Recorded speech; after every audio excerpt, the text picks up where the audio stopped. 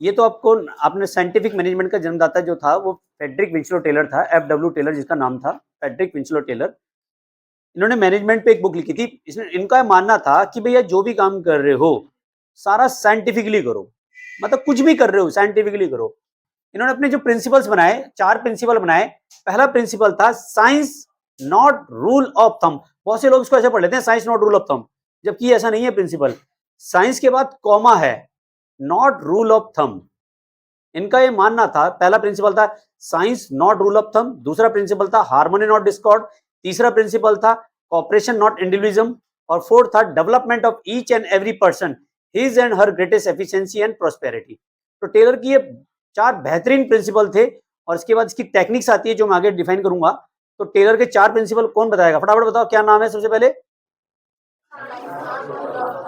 दूसरा, तीसरा और चौथा। याद होगी, सबसे छोटी हेडिंग यही है तुम्हारी है।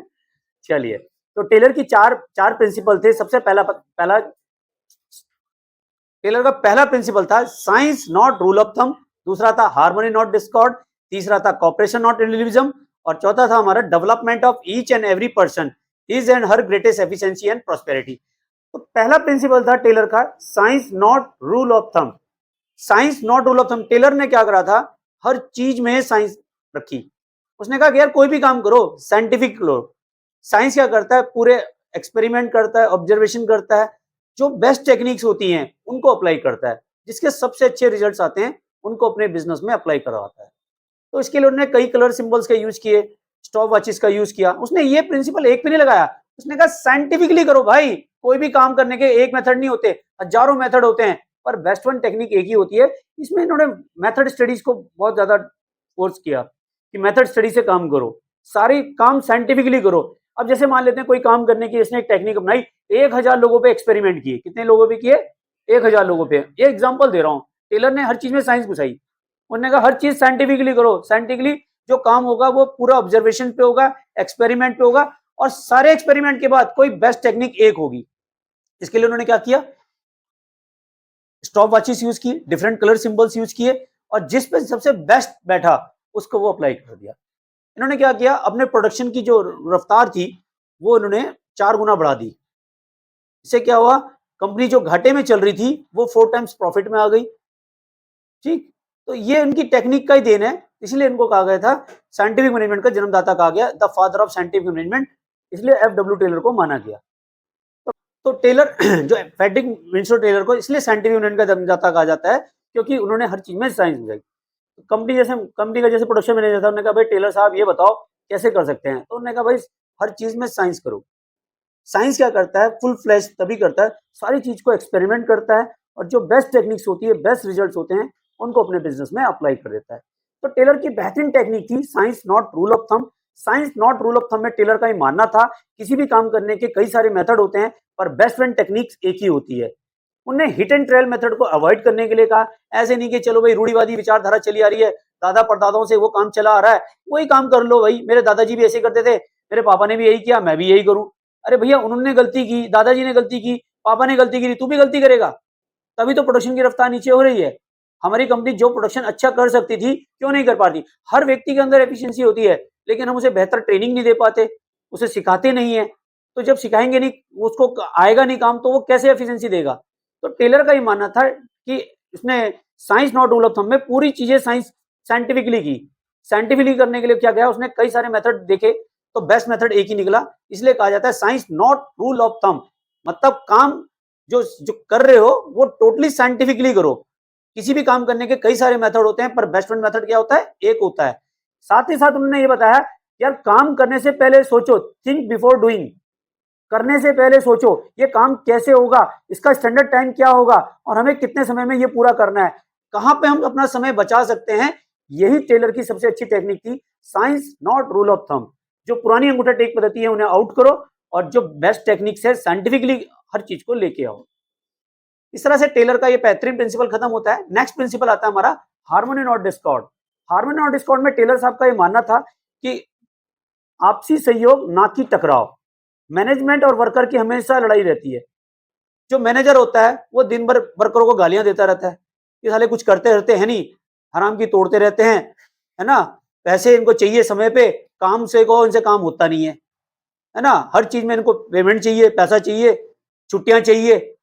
और वर्करों के दिमाग में क्या सोच आती है, ये साला जो मैनेजर है हमको निचोड़ता रहता है, खुद क्या कहते हैं चाय कॉफी पी के घूमता रहता है, एसी में बैठा रहता है, हम पे ऑर्डर चलाता रहता है। एक बार आके देख फैक्ट्री में तो पता चलेगा इसे हम कितना काम कर रहे हैं, है ना। और जब कंपनी मुनाफा कमाती है तो हमें ठेंगा दिखा देता है। तो ऐसा टेलर साहब भी इन्हीं चीजों से गुजरे थे। उनका ये मानना था, हार्मनी और डिस्कॉर्ड में टेलर साहब ये सोचते थे कि वर्कर और मैनेजमेंट के बीच में कोई लड़ाई नहीं होनी चाहिए, इससे किसी का फायदा नहीं होगा। लेकिन साथ साथ में उसने एक ही बात की कि भैया ट्रेड यूनियन भी नहीं होनी चाहिए।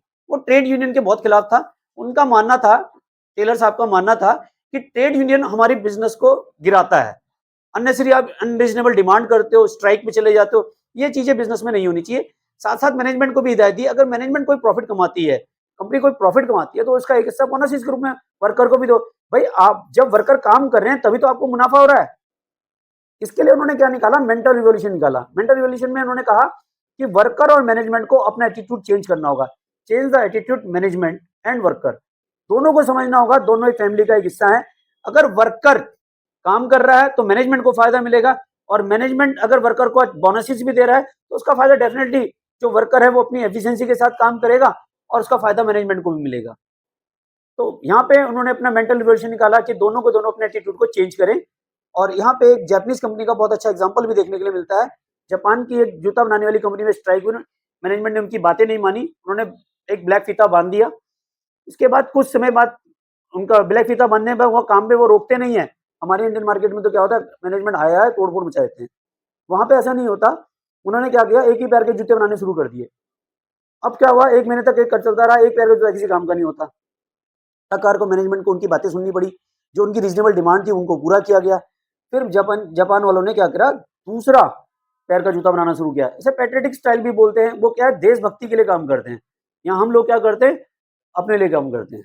ऐसा नहीं होना चाहिए। तो टेलर साहब का ये मानना था कि भैया हार्मनी और डिस्कॉर्ड में आपसी सहयोग ना कि टकराव, लड़ना नहीं है, हमें एक दूसरे को सपोर्ट करना है। ट्रेड यूनियन के वो सख्त खिलाफ था। साथ साथ मैनेजमेंट को कहा अगर आप कोई प्रॉफिट कमाते हैं तो उसका हिस्सा बोनसेस के रूप में वर्कर्स को जरूर दें। तीसरा बेहतरीन प्रिंसिपल आता है कॉपरेशन नॉट इंडिविजुअलिज्म। यहाँ पे इन्होंने क्या करा, कंपटीशन को कॉपरेशन से कन्वर्ट किया कि कंपटीशन नहीं रखना, कॉपरेशन करना है। तो पहला तो यही बात की। दूसरा उन्होंने कहा कि मैनेजमेंट को अपनी आंखें कान बंद नहीं करनी है। अगर कोई वर्कर सजेशन दे रहा है, वर्कर क्या दे रहा है, सजेशन दे रहा है, और उससे हमारी कॉस्ट रिड्यूस हो रही है, कंपनी को प्रॉफिट हो रहा है, तो उस वर्कर को अवार्ड भी दो, रिवॉर्ड दो, सर्टिफिकेट दो, मीटिंग्स में उसका नाम लो, या कुछ भी करो यार, उसको मोटिवेट करो। ठीक है। दूसरा इन्होंने कहा, तीसरी बात कही, ओपन कम्युनिकेशन सिस्टम, कि अगर वर्कर को किसी मैनेजमेंट से प्रॉब्लम है या कोई भी प्रॉब्लम उसकी शिकायत है तो डायरेक्ट वो क्या कहते हैं कंपनी के पास, कंपनी चेयरमैन से मिल सकता है, अपनी बात रख सकता है। साथ साथ ये भी कहा है कि अनरीजनेबल डिमांड नहीं करनी और स्ट्राइक पे नहीं जाना, लेकिन अगर कंपनी को कोई प्रॉफिट होता है तो बोनसेस के रूप में वर्कर को जरूर एक हिस्सा दिया जाए। यहाँ पे खत्म होता है कॉपरेशन नॉट इंडिविजुअलिज्म। और इसके बाद आता है development of each and every person his and her greatest efficiency and prosperity. Fourth number का ये आपका प्रिंसिपल है टेलर का। टेलर का ये मानना था भैया किसी व्यक्ति से भी कोई भी काम करवा सकते हो आप, ठीक है ना। और जब भी कभी व्यक्ति से काम करवाते हो तो उसकी एजुकेशन, उसकी क्वालिफिकेशन, उसका एक्सपीरियंस, ये सब चीजें ध्यान में रख के उसको काम दो। और एक व्यक्ति को जब आप काम देते हो तो यार उसको ट्रेन भी करो, क्योंकि एक ट्रेन बंदा क्या होगा, अपने काम की 100% एफिशिएंसी देगा, और उसका फायदा किसको मिलेगा, डेफिनेटली वो कंपनी को देगा, और कंपनी को उसका मुनाफा होगा तो उसका एक हिस्सा बोनसेस के रूप में भी कंपनी उसको देगी। तो development of each and every person his and her greatest efficiency and prosperity में टेलर साहब का ये मानना था। भाई आप भी ले लो ना, मैं जैसे आपके पेरेंट्स आते हैं कि आपके 90+ मार्क्स आए या 95+ मार्क्स आए, आपको स्कूल में समझ में नहीं आ रहा, खुद पढ़ने से आ नहीं रहा, तो कैसे आ जाएंगे 90? सोच तो सभी रहे हैं कि 90, तो 90% के लिए उनको क्या करना पड़ेगा, आपको अच्छी कोचिंग में भेजना पड़ेगा, आपको एजुकेशन अच्छी दिलवानी होगी, आपको बुक्स अच्छी दिलवानी होगी। जब आप सब ये प्रॉपर ट्रेनिंग करोगे, सब चीजें कोचिंग अच्छी करोगे, तो डेफिनेटली आपके मार्क्स भी अच्छे आएंगे, उसका फायदा आपको मिलेगा ना, और आपके पेरेंट्स को भी मिलेगा, उनके भी नाम होगा कि भैया हमारा बच्चा अच्छे नंबर गया, बधाई हो, है ना, कि आपका बच्चे अच्छे मार्क्स लेके आ रहे हैं। तो खैर टेलर साहब का ही मानना था कि एक वर्कर हमारी फैक्ट्री में जब अपॉइंट किया जाता है तो रिजिड प्रिंसिपल होने चाहिए हमारे, पूरा साइंटिफिकली उसका उसका आप क्या करो, सिलेक्शन करो। लेकिन जब उसे काम देते हो तो training is the best method. Training क्या है? बेस्ट मेथड है किसी भी चीज को सिखाने का, ठीक है। तो जब आप उसे ट्रेन करोगे तो ट्रेनिंग करने से क्या होगा? Learning is the best method. तो वो जो सीखेगा तो उसका फायदा डेफिनेटली वो कंपनी को मिलेगा, और उस अपनी 100% एफिशिएंसी के साथ, बिना किसी वेस्टेज के साथ वो कंपनी में अपना 100% देगा, और उसका फायदा कंपनी को मिलेगा। कंपनी को मिलेगा तो भाई डेफिनेटली जब एक व्यक्ति को ट्रेन करोगे तो उसका क्या होगा? डेवलपमेंट होगा, और जब उसका डेवलपमेंट स्किल्स डेवलप होंगे तो डेफिनेटली उसका फायदा कंपनी को मिलना ही मिलना है, और उसका फायदा वर्कर को भी मिलेगा।